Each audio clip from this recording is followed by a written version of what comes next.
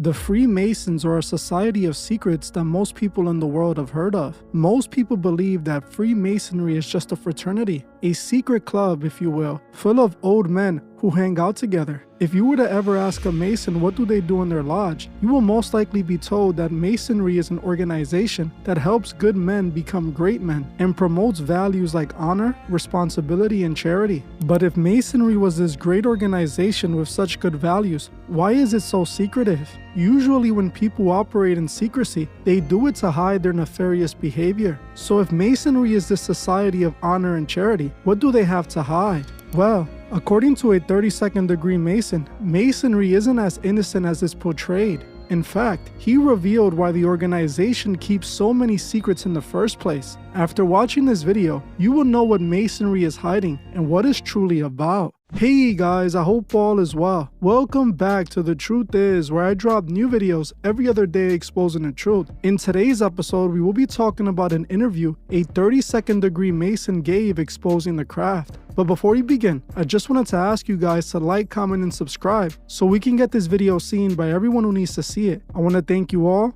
Now, let's get right into it. No matter what you are told, Freemasonry is one of the most powerful organizations ever created, an old ancient secret society that traces its origins all the way back to the Knights Templars. The Freemasons are the continuation of the Templars and uphold the mission they had hundreds of years ago. Their only goal is to establish a new Masonic world order that is openly Masonic in every way. The creation of America was one of the most important achievements for the Masons in their plans for the new Masonic world order. America was created by Freemasons to be the center of this new world order. This is why those who were the founding fathers of this country were all connected to Masonry. While some of them were open about their alliance, others kept it a secret. As if the world knew that everyone in power in the government was a Freemason, it would raise suspicion and prevent citizens from complying. America is the land of the free, but what most people don't know is that this phrase is rooted in Masonry. The full name of the Freemason organization is the Free and Accepted Masons. The term land of the free secretly means the land of the free and accepted Masons. For those that have no idea what the Freemasons do, they chase illumination or enlightenment through occult, esoteric rituals, and ceremonial magic. The Masons operate with a degree system, with each degree containing secrets that are revealed only through rituals. The degrees are laid out in this structure. First, you have the first to the third degree, which is considered the Blue Lodge. Once a member reaches the third degree, they become a Master Mason and they're able to continue to climb in degrees. This is when Masonry divides its teachings with two different ritual systems, the Scottish Rite and the York Rite. In the York Rite, there are only 10 degrees in which a Mason can climb to, while in the Scottish Rite, they're up to 33 degrees. Scottish Rite is the most powerful sect of Masonry. Even after the 33rd degree, Masons can continue their hunger for illumination by joining organizations like the Order of the Golden Dawn or other Masonic organizations that are above the 33rd degree. Each Masonic ritual teaches a lesson connected to the secrets of occult magic. Masonry at its highest degree is connected to the Kabbalah, which is a form of Jewish mysticism. The Kabbalah is the practice and study of ancient sex magic, which is done to reach illumination. This was actually confirmed by the Sovereign Grand Master General of the Scottish Rite, Albert Pike, who confirmed that Masonry was just another form of the Kabbalah. Now, what most people have probably heard, and for some reason don't believe, is that Masonry secretly is channeling Lucifer for their illumination. While people think this is just a conspiracy theory, that isn't the case at all. Masonry is in fact the channeling of Lucifer as they see him as light. Lucifer literally translates to light bearer. In the Bible, Lucifer is attributed to the serpent, and in the story of Adam and Eve, the serpent offered Eve enlightenment or illumination when he convinced her to eat the fruit from the tree of good and evil. When Eve ate from the fruit, she was illuminated with the knowledge of good and evil, leading to the awakening of man. The only thing is, this illumination came with a horrible price, which was death. If you guys want me to make a full video on the story of Adam and Eve and its occult significance, comment Adam and Eve below. I would gladly make a full video on this if you guys are interested. The story of Adam and Eve is jam-packed with important information that you guys should all know. The story of Adam and Eve is the reason the Freemasons channel Lucifer. Notice that I say channel and not worship, because the Freemasons don't worship anyone but themselves. Lucifer provided man with the forbidden knowledge that made man as gods, just like God stated in the Bible in Genesis 3:22, after Adam and Eve had eaten from the fruit. And the Lord God said, "Behold, the man is becoming as one of us, to know good and evil. And now lest he put forth his hand, and take also of the tree of life, and eat, and live forever." This is why the Freemasons channel Lucifer, because in the Garden of Eden, he led man to the forbidden fruit and introduced them to the knowledge of God. Freemasonry is that serpent, and the members of the lodge represent Adam and Eve searching for knowledge. The degrees in Masonry are the forbidden knowledge. Each degree they climb is like eating from the fruit. Now, what most people don't know is that Freemasons see the uninitiated as the slaves they would utilize to build their great new Masonic world order. This new Masonic world order would be ruled by Masonic law. The main goal of this new Masonic order is to abolish all religions, replacing it with the Masonic religion of self-worship. They want to end individualism for the uninitiated. They will do this by providing one God to worship, one currency to purchase with, and one government to rule over the uninitiated. This was and still is the main mission of Freemasonry. Now, if you don't want to believe me, take it from the mouth of a 32nd degree Freemason. This Freemason gave an interview to a truth seeker named William Cooper. He did this interview anonymously to protect his identity so that he wouldn't be punished for revealing Masonic secrets. In the interview, this 32nd degree Mason uses the alias of William Morgan. William Morgan was a real man himself who infiltrated the Freemasons in order to gather their secrets and write a book about him. He was eventually discovered, and it ended terribly for Morgan, as the Masons made him disappear. Even though they deny having anything to do with his disappearance, the evidence clearly indicates he was in fact punished for breaking his oath. I actually own the book written by William Morgan exposing the Freemason secrets, and I have made some videos on it. Now, before we get into this interview conducted by William Cooper, it's important we speak a little bit about Cooper. William Cooper was a former member of the US military, where he discovered several secrets that made him start to question everything. At first, he discovered information while serving in the military that made him believe America was possibly in a partnership with aliens. Eventually, he discovered that it wasn't aliens America was working with at all. Instead, he was led to discovering that it was all connected to Freemasonry and the Illuminati later in his life. Eventually, William Cooper died after an incident that happened in front of his home with law enforcement. William had dedicated the last years of his life to exposing Masonry and the Illuminati, which is a part of Masonry as well. In this interview, William talks to this 32nd degree Mason who reveals a lot and confirms much of what I've come to learn about Freemasonry. Let's get into this interview. Ladies and gentlemen, I'm proud to have as my special guest today William Morgan, who is one of the members of the Citizens Agency for Joint Intelligence and has been for some time. Now, that's all that we can tell you about his identity. You will hear from him his own story, what he's been doing, how he's been doing it, what kind of information he has collected for our organization, for the citizens of this country and of the world.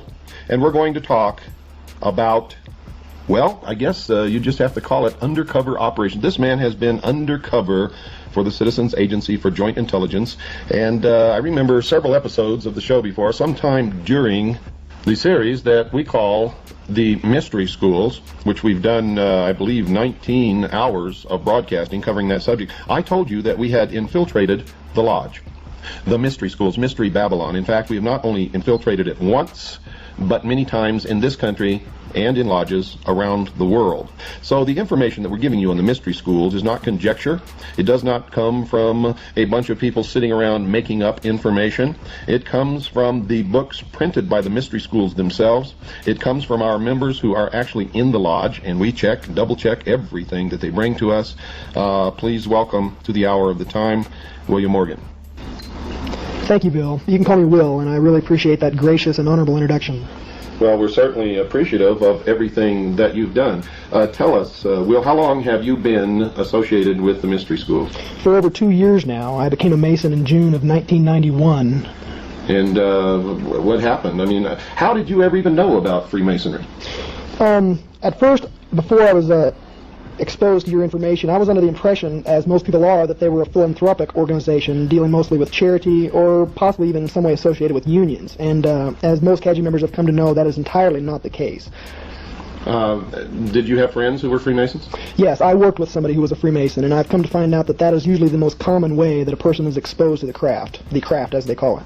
So they call it the craft amongst themselves. This is not something that the public is normally aware. What does the craft mean? What does that term mean? Well, they consider themselves craftsmen because they're building something. And there have been many organizations throughout history with the incredible similarities to the present modern cult of Freemasonry that have called themselves builders, common scenes. They've associated with themselves always with the erection of a structure or the building of something that people just do not understand. We've come to understand that what they are erecting is the New World Order, and they've been working on it for thousands and thousands of years.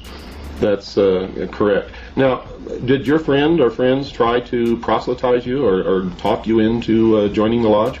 No, not at all. I must admit I did go to them, and I was not entirely aware of the nature of their organization or of what was in store for me when I became a member, or a brother, as they call it.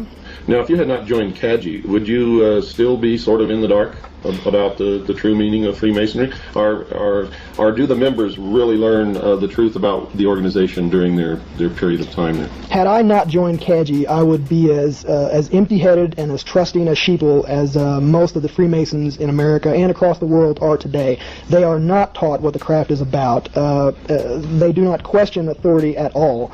They, as a rule, and from my personal experience and observation, they obey the rules without question and to the letter. But for what the Masons claim to be, they have absolutely no proof or evidence or even works of their own hand to prove that they are actually involved in charity work. When did you finally decide that what you were learning in the lodge was really a deception? The absolute clincher for me, what absolutely decided for me beyond a shadow of a doubt, and yes, I had my suspicions since I had very first become a member. You don't take blood oaths, kneeling before an altar, swearing yourself to secrecy for all time without without the group that you're becoming a member of being suspect. But you did take these blood oaths. Yes, sir. I took all of them, and there were many. And so by the time you reach the degree level that you are at now, you've taken approximately how many oaths? I don't even recollect. I know that there were over 24 oaths before you can even become a Master Mason in a Blue Lodge of Freemasonry, which is a bit like primary school for Freemasons. The Blue Lodge is where they are brought in as new members from off the street, and most men who are involved in Masonry for their lifetimes consider the Blue Lodge to be the heart and soul of Masonry because that is where it all begins and that is where it all grows from. But isn't it true that many Masons never advance beyond the third degree and remain in the Blue Lodge forever? That is absolutely true. Whether or not it's they do not choose to go forth, or whether they're totally unaware that there is anywhere to go, is up to personally the Mason that's involved. But many of them stay right where they're at and seem to be content with what they have.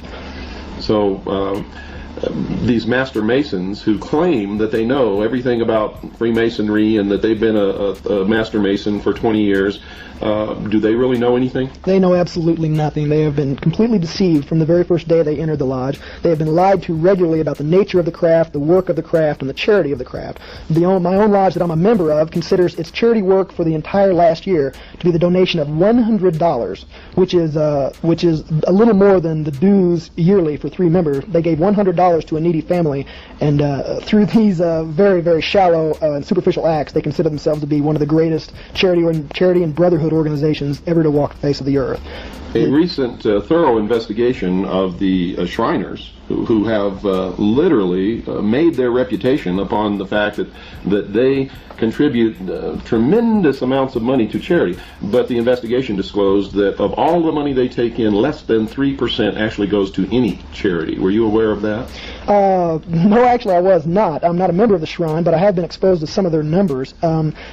I was hoping that it would at least be a little bit higher than that, because that says bad things about the Masons who are members of the Shrine. And as most people know, the Shrine is probably one of the largest quote-unquote charity organizations that there is. And one of the richest. But most of the money seems to go back into the lodge or to the members or to the retirement funds or to the payment of the lodge officers. And this is something else people don't realize, that the lodge officers are paid and they have a retirement fund set aside for them. Is that true? Yes, that is true. Now, this doesn't apply directly to all officers of the lodge. I myself am an officer of the lodge that I was indoctrinated into, duly elected member. They operate in that kind of manner with elected officials that serve 1-year terms. But there is an exception to this rule, and that is the secretary and the treasurer. And the secretary keeps the books, and the treasurer keeps the money. And that points a very big finger as to where the true power in every lodge lies, because these two gentlemen who held these offices usually hold them for years and years and years. Just so our listening audience realizes that you're not just some yahoo who walked in off the street and went through the first degree and are now on a radio program trying to tell them you know something about Freemasonry. What is the level of your status or your degree, or how high have you progressed through the initiatory levels? It's not exactly something that any thinking individual would like to brag about, but I have shot like a rocket up the ranks of Freemasonry. Much like in America, excuse me, today, the Masons like to keep their members busy, busy, busy. They don't want to give them time to think about what they're doing, and they don't want to give them time to think about where they're going. They do this by ritual. All of Masonry is tied up in ritual, and you must memorize this ritual, and it is very, very extensive. Each office has its own whole slew of ritual to remember. But I worked hard. I've got a good memory. I rose through the ranks, and I'm now a 32nd degree Mason of the Scottish Rite of Freemasonry, Southern Jurisdiction, United States of America.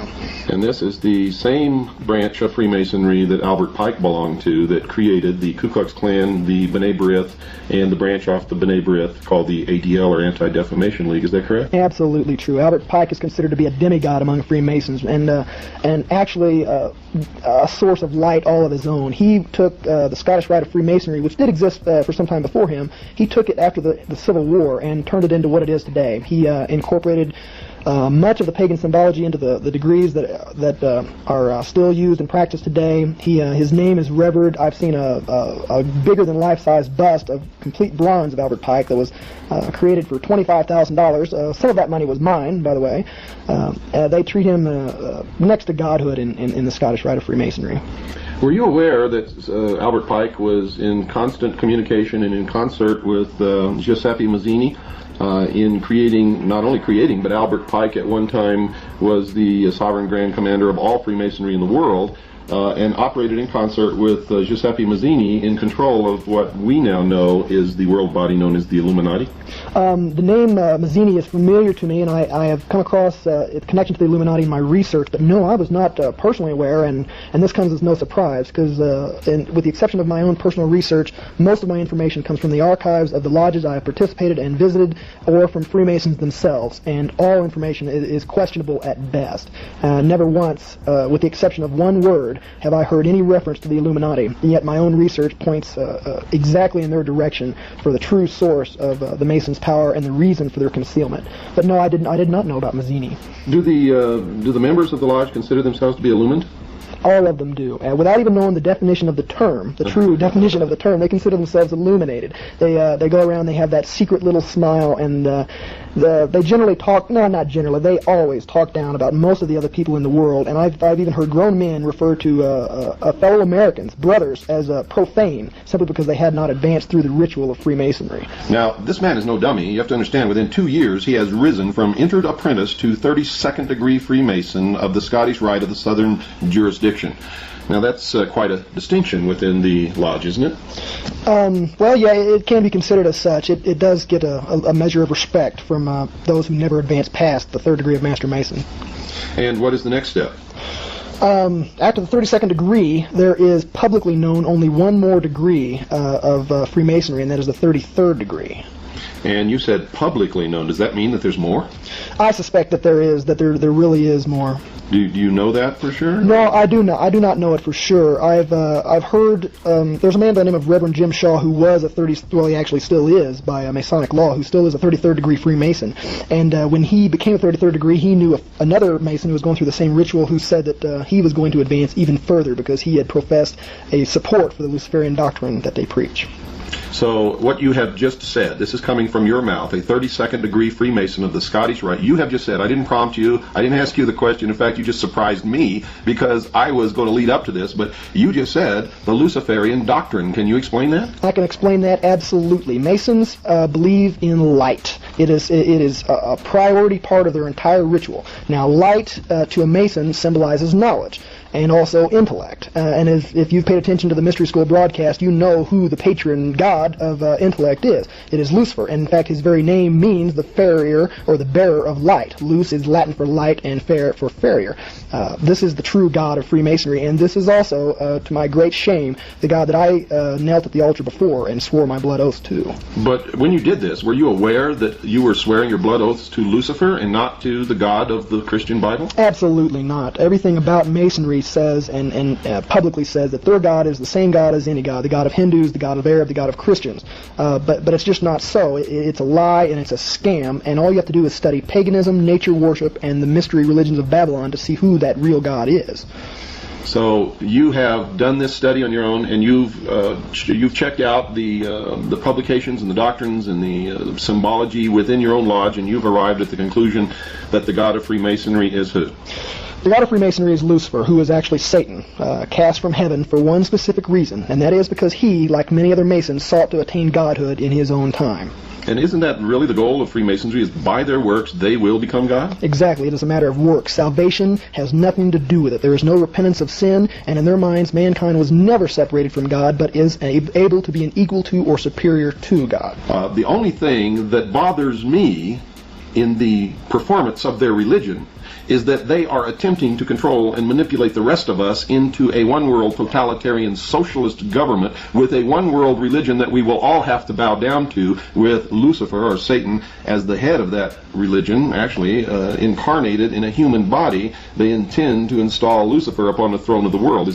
Have you found any credence for this? I found great credence for this, and the best place to go to confirm this is just pick up the book Morals and Dogma by Albert Pike. He himself will state, number one, that Masonry is a religion, and number two, that Lucifer is involved. That is all I needed to confirm my suspicions, and it should be all that is needed to confirm the suspicions of all the other Masons that are out there wandering in darkness, thinking that they are living in illumination. So, most Freemasons, do they really believe that Freemasonry is a Christian organization? No, they really don't. They may themselves be Christians, and most in America are, but it is a strict rule and law of the lodge written into their own constitutions that no discussions or debates concerning religion or politics ever be brought into the lodge. They do not want your Christianity broadcast. They do not want it mentioned at all. In fact, I have a personal friend of mine who is a police officer in the lodge of which I'm a member, and when he was asked in whom he put his trust, he said the Lord Jesus Christ. And from that day forward, even though he's a law enforcement officer and vitally important to the New World Order, he has been ostracized, and he has been left out of many of the activities that got me to where I am in the craft today. And I do not think that he will be even allowed to progress any farther because of that. So if Freemasonry is a religion, yet they accept members, people who go to other churches in the community, in many different religions that have doctrines that don't agree at all, how can they rectify that? I mean, how can you explain this? How can this be? It just is. And any Mason that holds his religious convictions dear and becomes a member of the lodge is in direct conflict with his own beliefs and his own faith. The two cannot go together, have never been able to go together, and I don't think they ever will be. And I'd like to ask I'd just like to tell all of my brothers in the lodges out there, how can you possibly believe that Freemasonry is not a religion? You meet in a Masonic temple, you knelt at a Masonic altar with the Holy Bible, or in other countries a different holy book, the Quran or many other texts. You knelt there and swore your blood oaths in the name of a deity, and quiet respect is demanded in any and all lodges all over the world, just like in any temple. You have been living a lie, and if you don't wake up pretty soon, the New World Order will turn around and eat your lunch for you.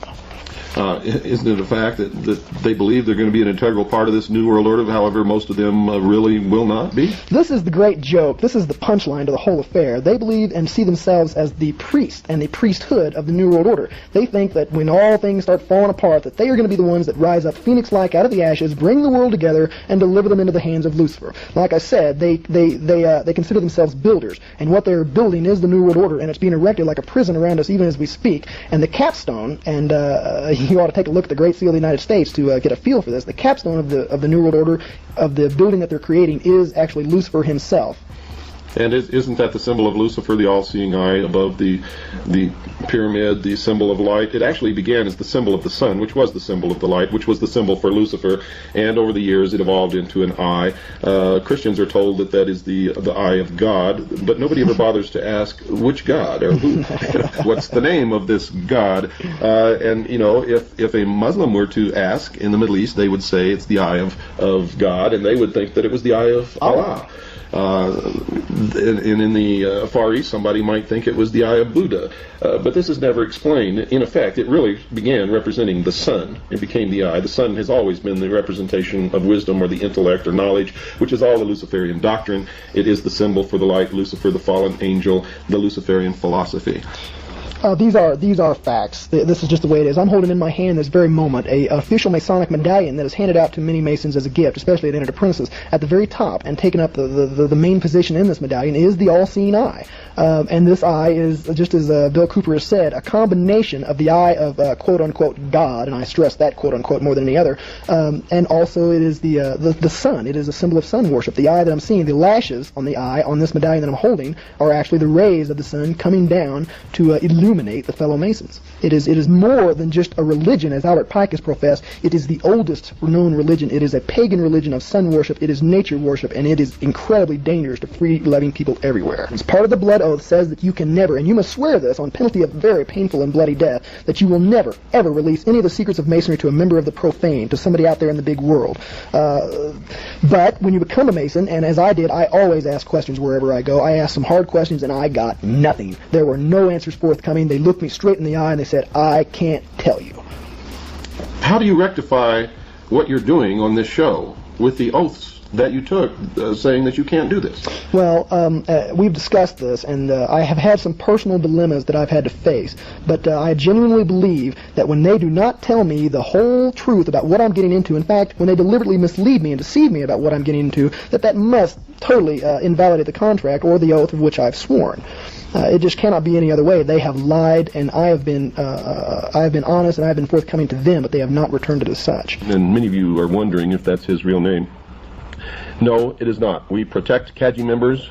We never tell anyone how many CAGI members we have, where they're at, what their names are, anything. None of that information is given out, not even to other CAGI members. Now, we use the code name or the pseudonym of William Morgan simply because the name William Morgan is significant in the past of the secret society called Freemasonry. William Morgan was murdered by Freemasons after having printed in a book, some of the secrets of the lodge, and this was done back in the 1800s. Of course, the fraternity of Freemason denies that they murdered William Morgan. However, their version differs significantly from the official version and from the proof and the evidence that we have spent many hundreds of man-hours digging up. Will, welcome back to the Hour of the Time. Thank you, Bill. It's a pleasure to be here, and I'm really proud and happy to be here and doing what I'm doing. You know, I don't think a lot of people realize that you're risking your life by doing this. The oaths that you have taken, albeit because they were fraudulent, you thought that you were making an oath to the God of the Bible, and in fact you were making an oath to Lucifer, which nullifies those oaths, but they still, the Brotherhood, the Order, the Illuminati, the Freemasons, could still carry out the threat of those oaths, which is murder. Is that not correct? Absolutely correct. No matter what I may personally feel about or what common law or the actual law may view about those oaths as taken, the Masons that are involved consider them to be absolutely applicable to any transgression. And they have been enforced, and the bloody punishments that are part of the oaths have happened to Masons before, and they will happen again, I'm sure. Now, you are what degree? Let's get that out for the people in case we have some new listeners tonight. What degree are you? I am a 32nd degree Freemason of the Scottish Rite of the Southern Jurisdiction of the United States. And what is the official title of that degree? The official title is the Sublime Prince of the Royal Secret, and that is not only the title of the degree, it is also the title of the ritual that the degree is conferred to. And just to show you how important that is, after going through the ritual and getting the degree conferred upon me, I could neither remember anything sublime or even remember what the secret was that they told me. Why is it that you couldn't remember the secrets of the degree? Well, that's a bit of a long story, and I won't go entirely into it, but it started off, the day I was conferred, began at 6 o'clock in the morning, and they just rushed through it. There was no memory work to do as in the Blue Lodge, where a person has to memorize the ritual and then give it back. You just sit there and received in an audience-like capacity. When it came to swearing the oath, you merely held up your hand and said, "I do." You also did take that oath on kneeling on one knee, as you did in the Blue Lodge. Now, let's get into some of the ceremonies. How does this start? It begins in the Blue Lodge with the first degree of entered apprentice, and it goes up, and you've actually traversed 32 degrees of initiation. Are there side roads off of this? Yeah, well, it's a bit difficult. The Blue Lodge is where everything begins, and the Blue Lodge where Mason is initiated at is called the Mother Lodge from that time after, in specific reference to him personally. Now, once you get past the third degree, become a Master Mason in your Blue Lodge, you are able to hold an officer, or hold a chair as an officer inside the lodge, and you can spend up to 10 years going through the chairs and become an officer. But after that, you can either go to the Scottish Rite or the Yorkish Rite. There's a fork in the road of Masonry, and the Scottish Rite is by far the most popular and undoubtedly the most powerful. Now, the York Rite has 7 degrees. Is that true? True. The highest of which being the Knight Templar degree. For all those people out there who think that the Knights Templar are in no way associated with Masons, you're dead wrong, and you haven't done your homework. In fact, the Knights Templar, when they first began as an organization on the Temple Mount in Jerusalem, were not an order commissioned or ordained or approved or even recognized by any church, much less the Catholic Church, but were, in fact, an order of the mysteries. They began with 7 degrees, and the 7th degree was the highest degree. And later, as they added degrees, when the Knights Templar were persecuted and in fact, many of them were put to death. Others were driven into hiding in other countries. In some of the countries, they just changed their names and continued the order. They eventually reached a number of degrees, which was 33. And I took that right out of a very old textbook on the secret societies, which we'll talk about some in a later program, and we'll get into that. But what is the significance that you've been told of the system of degrees? Why do you have to go through this? It's considered a road. It's considered a road to quote-unquote illumination. I really believe that it's more of a system of control and self-government. Lodges are pretty unique in America in that they are self-sustaining and self-governing, even with their own bit of enforcement. All lodges have been granted a charter from a Grand Lodge, and every Grand Lodge in this country has been granted a charter from the United States government to operate on its own and enforce its own laws and constitutions. If a police officer or any law enforcement officer walks into a lodge while in session, he not only does he not have arrest power, but that lodge immediately closes. Now, this is something the American people don't know about. Now, if these are lodges, they're in states, they have nothing to do with the federal government. How could they receive a charter from the federal government saying that they're under their own laws? And how could it be the law enforcement officer would not have the authority to arrest or any of his other authorized duties in a Freemasonic lodge? It beats the hell out of me, Bill. It's really a bit of a contradiction in terms. You have a government that has actually gone out and given government-type status to a completely and secret and I think subversive organization right under its own nose. The similar thing can be seen in the Mormon Church and in other secret societies that are not nearly so famous as Freemasonry itself. It shows how a secret government can be formed. It tells that these members of these secret societies literally have diplomatic immunity and can get away with whatever they want to get away with. Not only that, but they have their members sitting in the most powerful posts both within society on local levels and local cities, local counties and state governments, in the higher echelons of the military, and they permeate all the positions of control within the bureaucracy of the federal government. So tell us what this charter is again. Okay, it's a document put out by the federal government, and it can be any government in the world. To my knowledge, every government in the world that has lodges in it has granted a sovereign charter to the Grand Lodges under its jurisdiction.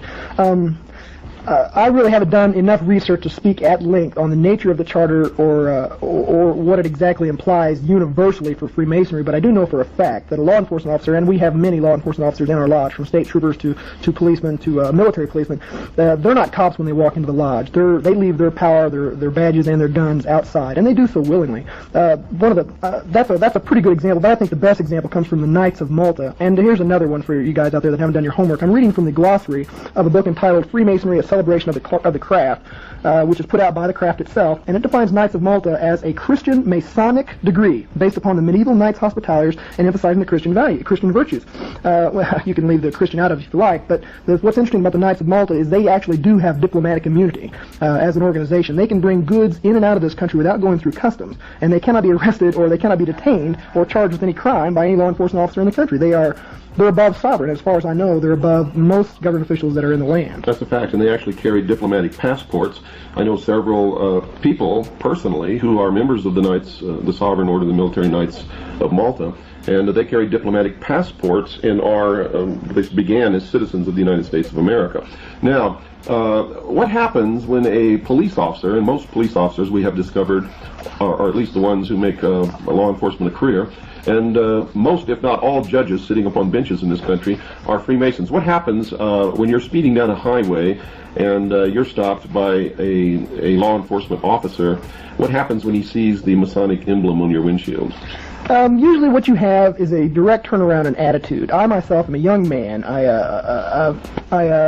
I get hassled by cops a little bit. It seems like they always have cop an attitude when they pull me over, but when they see the Masonic square and compasses on my car, and most importantly when I flip out my dues paying card, a card that all dues paying Masons carry, the police officer, well, let me just put it this way, I've never once got a speeding ticket or a traffic ticket or have even been harassed in any way when they have known that I am a Mason. It just has not happened. That is my personal experience. So the justice system in this country doesn't really work, and Freemasons are in effect exempt from the laws that the rest of us are supposed to follow. Is that true? Yeah, that could be probably construed as accurate, Bill.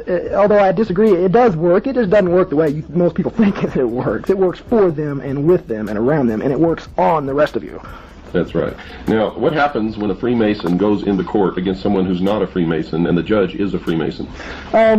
Okay, well, you have a very subtle interaction that goes on. All Masons are taught secret signs and secret words and secret phrases and this is some of the most,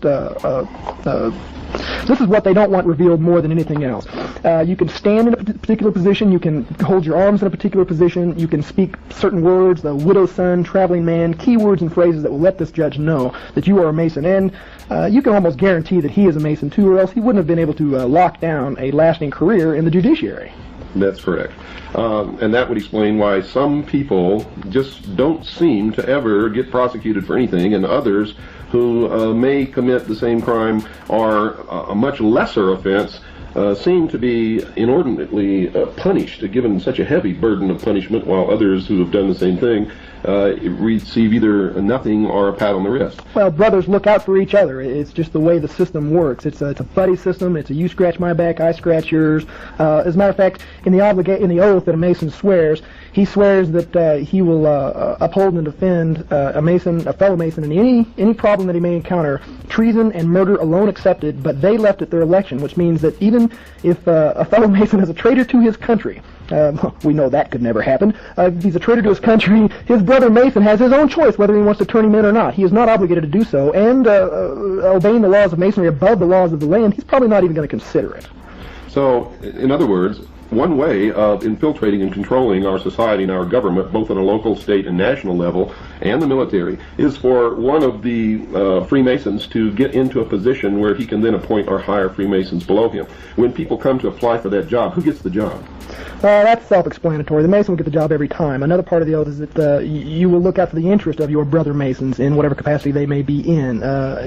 In fact, it could probably be construed that not giving the job to a brother Mason would bring serious repercussions if discovered inside the lodge, and may even be a violation of the oath. There you go, folks. All of you who've been telling me that I'm full of crap and that I don't know what I'm talking about, and that they haven't infiltrated and appointed their members below them and literally taken over all levels of society, both local, state, and federal, and the military, you just heard it from the lips of a 32nd degree Freemason. That is exactly how they do it, and that is exactly what has been done.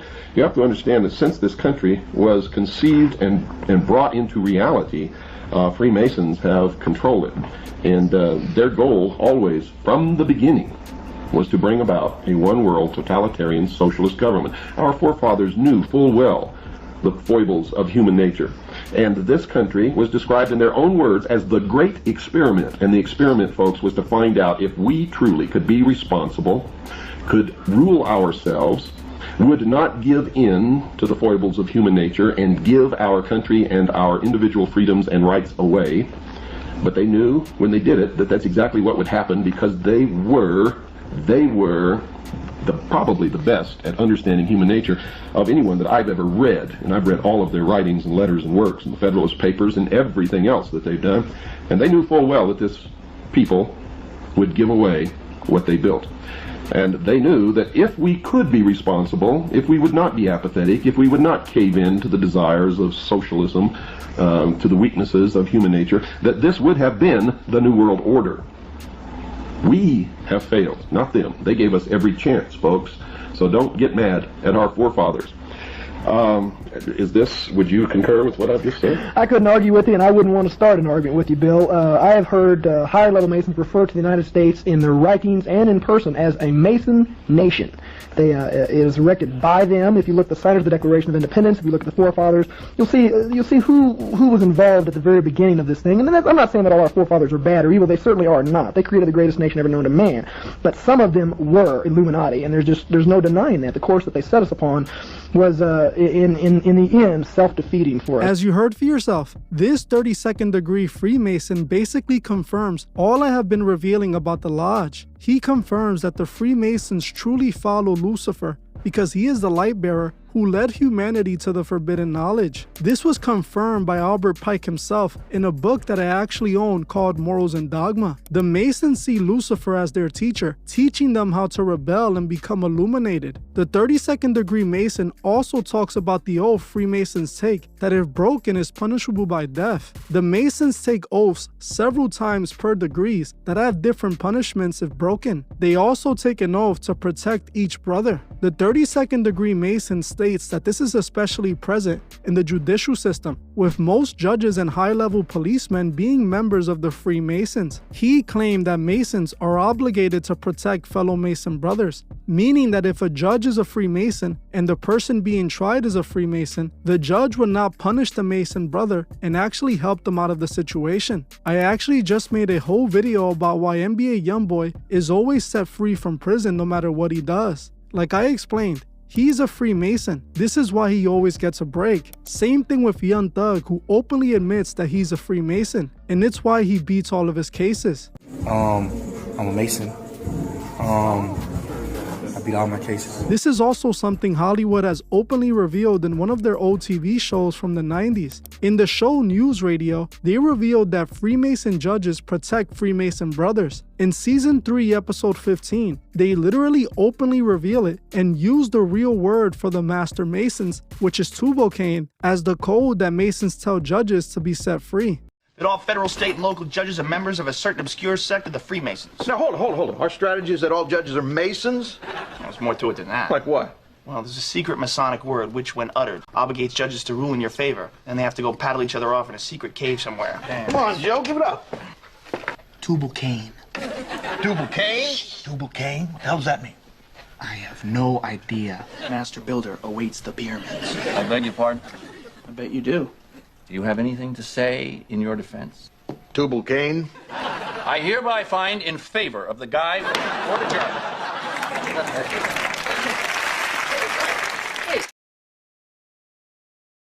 This show didn't hide the truth at all. They confirmed that Masons are obligated to look out for other Masons. Now look at people like Young Thug and NBA Youngboy, two men I have exposed as Freemasons, and tell me their Masonic alliance isn't what has kept them out of prison. I'm sorry to burst your bubble, but this is how the world works, and it isn't fair. It is rigged only to benefit those who are initiated. This 32nd degree Mason also confirmed the mission of a new Masonic world order, confirming that it will be a Masonic utopia at the price of the uninitiated. The uninitiated will build this Masonic empire and won't even realize it. They will do it for crumbs, and they have been doing it all this time. This 32nd degree Mason risked a lot by stating all of this. I have no idea how this ended up for him. I myself try not to reveal information that would make me a target, but I am not a Mason and I didn't take any oaths, so I don't owe these people any loyalty. But I do know that if I go deep into these things on YouTube, they would probably deplatform me for exposing the truth. That's why I always tell you guys to support me on Patreon, and I try to keep videos that are too deep on that platform. This video might get blocked, removed, or simply suppressed for what I am revealing. This is why it's up to us to spread this video by sharing it and sending it to others. Even if other people aren't interested in this, at least you try to show them the truth. This is why I always say that every day we wake up, our souls are at stake, and we must remember to help those who can't see the truth find the truth. Well, that's it for this video, but before you guys go, I would like to politely ask you to subscribe if you're not. Please like, comment, and share this video so we can get it seen by everyone who needs to see it. I want to thank you all for watching, and I'll see you guys in the next one.